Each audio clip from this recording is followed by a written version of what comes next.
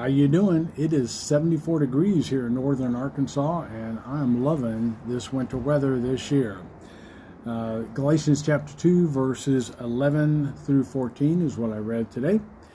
But when Cephas came to Antioch, I opposed him to his face because he stood condemned.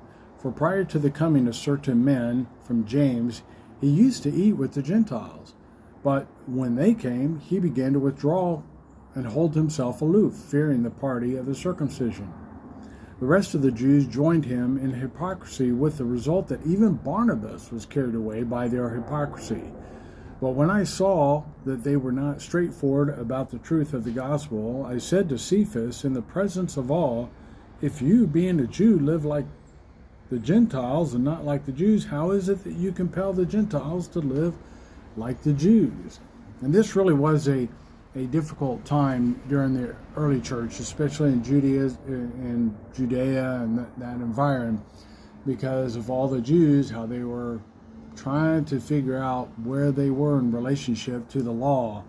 And so anyway, I wrote here, peer pressure can happen even among mature believers. Here, Peter in particular is confronted because he bowed to peer pressure from the other Jews, and his actions led others to follow along. Peter knew better, but made a bad move anyway. Of course, Paul was known to be somewhat inflexible, seeing situations more black and white rather than exercising some flexibility in some situations.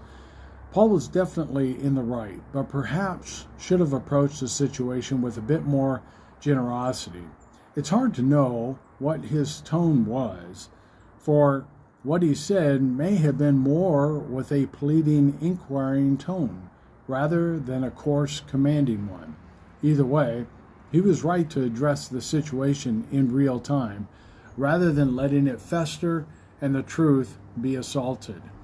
We are to confront error with love and gentleness, as Paul would teach later in the letter. In fact, in chapter 6, verse 1, says, "Brethren, if anyone is caught in a trespass, you who are spiritual, restore such a one in a spirit of gentleness, each one looking to himself, so that you too will not be tempted." And maybe Paul was a little more direct with Peter because Peter had a lot more knowledge. But either way, we don't know the whole situation. We weren't there, but we shouldn't bow to peer pressure. Stick with the true gospel, and in love correct others who don't.